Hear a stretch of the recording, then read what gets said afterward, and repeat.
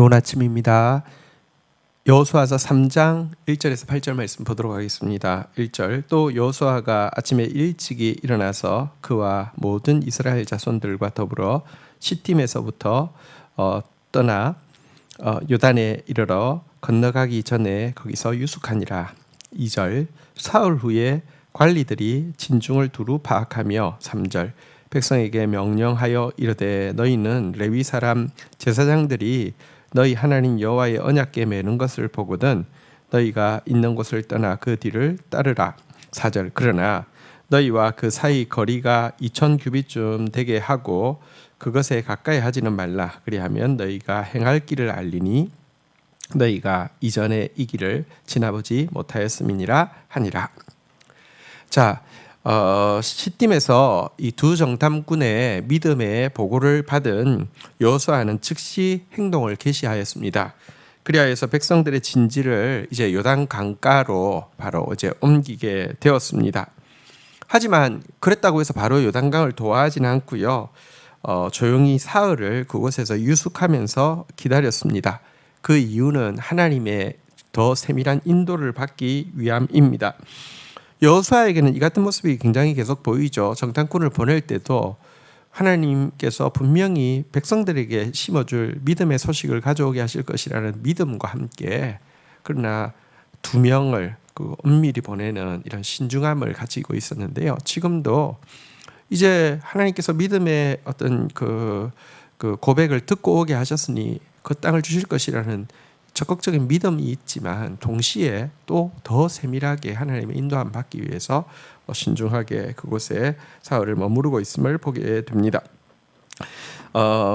그러면서 이제 사흘이 되었을 때에 여호수아가 지도자들을 통해서 백성들에게 행동 지침을 숙지시키고 있는데요. 그것은 무엇이냐고 하면 언약궤를 제사장들이 지고 갈 것인데 그들로부터 그러니까 지금 이제 2000규빗이니까요. 뭐 대략해서 한 900m에서 1000m 정도 되겠죠. 정도 떨어져서 쫓으라고 명령을 주고 있습니다.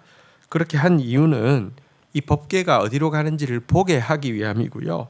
또 법궤가 어디로 가는지 봐야 하는 이유는 이제 그들은 이전에 지나보지 못한 길을 걸어갈 것이기 때문이라는 것입니다. 다시 정리하면 이전에 지나보지 못한 길이 없는 길을 가야 하기 때문에 말씀 앞세우고 말씀만 따라서 가야 한다는 명령을 그들에게 지금 내려주고 있는 것입니다.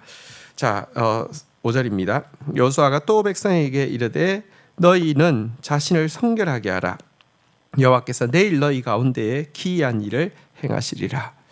자, 말씀 따라가는 것 중요한데요. 동시에 각 개인이 해야 할 일이 있습니다. 그것은 자신을 성결하게 하는 일이었습니다.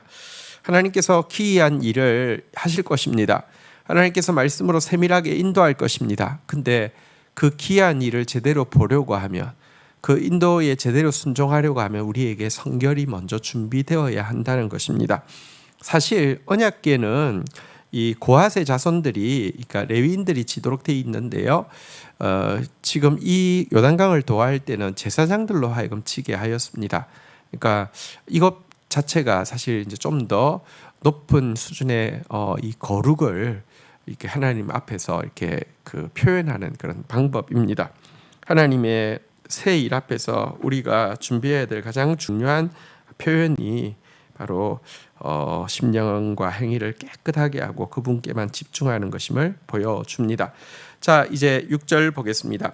여호수아가 또 제사장들에게 말하여 이르되 언약궤를 메고 백성들 앞서 건너라 하매 곧 언약궤를 메고 백성들 앞서 나아가니라.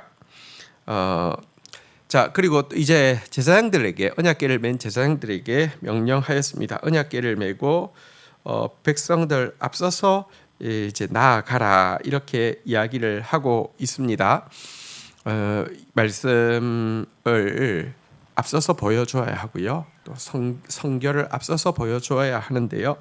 7절 8절입니다. 여호와께서 여호수아에게 이르시되 내가 오늘부터 시작하여 너를 온 이스라엘의 목전에서 크게 하여 내가 모세와 함께 있었던 것 같이 너와 함께 있는 것을 그들이 알게 하리라. 8절 너는 언약궤를 맨 제사장들에게 명령하여 이르기를 너희가 요단 물가에 이르거든 요단에 들어서라 하라. 하나님께서 여호수아에게 좀 더 구체적으로 말씀하셨습니다. 언약궤를 맨 제사장들이 앞서서 가라고 했는데 그들에게 요단 물가에 이르면은 물이 지금 막 굉장히 급류가 흐르고 있을 텐데요. 또 굉장히 깊은데요.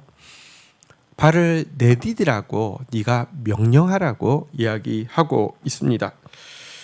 그 이유는 모세와 내가 함께 했던 것처럼 이제 너와 함께 있는 것을 모든 백성들이 알게 하겠다라고 이야기를 하고 있습니다. 여러분 사실 권위에는 두 가지 권위가 있습니다. 직분을 통해서 부여된 권위가 있는가 하면 사역을 통해서 확정된 권위가 있습니다. 여호수아를 모세의 후계자로 세웠기 때문에 하나님의 권위가 부여되었다고 하면 이제 이번 일, 다시 말하면 요단강을 가르는 이 사역을 통해서 백성들은 저가 정말 하나님이 세우신 권위자가 맞구나 하는 것을 확정시켜 주시겠다는 의미입니다. 진정한 권위는 부여된 권위와 확정된 권위가 함께 할 때 진짜 권위가 되죠. 하나님께서 이 믿음과 신중함을 가지고 이렇게 순종하며 나아가는 이 여호수아에게 하나님께서 이와 같은 확정된 권위까지 이제 부어주시겠다는 말씀이고요. 특별히 요단에 이르렀을 때 물이 막 그 창이란 물이 급류로 흘러가고 있는데 발을 내디디라는 말씀은 사실은 우리에게 여러 가지를 생각하게 합니다. 사실 홍해를 건널 때는 발을 내딛기 전에 길이 먼저 열리고 발을 내딛게 했는데요. 요단강을 도하할 때는 먼저 발을 내딛어야지 길이 열리게 되었다는 이 차이가 있습니다. 홍해를 건너는 것은 어떤 의미에서 이제 세례를 받고 이제 믿음의 생활을 출발하는 것이라고 하면 이제 요단강을 건너는 것은 이제 장성한 자로서 이제 믿음의 유업을 취하는 영적인 단계가 다릅니다.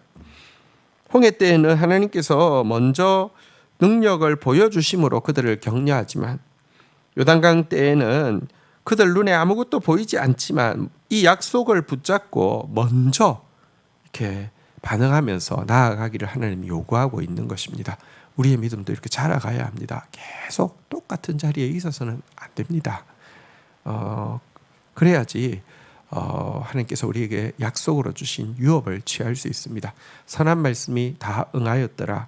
하나님께서 우리에게 주신 선한 약속의 말씀들이 있습니다. 이것 위해서는 우리가 이 눈에 아무것도 보이지 않는다 할지라도 도리어 눈앞에 큰 장애가 있는 것처럼 보인다 할지라도 한 발을 내딛어야 한다는 사실을 연초에 우리 함께 기억해야 될 것입니다. 주신 말씀 붙잡고 기도하며 나가도록 하겠습니다. 하나님 아버지 감사합니다. 여호수아는 정말 적극적인 믿음을 가지고 있지만 동시에 신중한 믿음의 모습을 가지고 있음도 보게 됩니다. 하나님 저희들이 하나님을 향한 믿음이 크게 하여 주시고 또 하나님께 세밀하게 인도함 받기 위해서 신중하고 근신하는 자세를 항상 가질 수 있도록 인도하여 주옵소서. 우리가 이전에 지나보지 못한 길을 걸어가게 될 것입니다.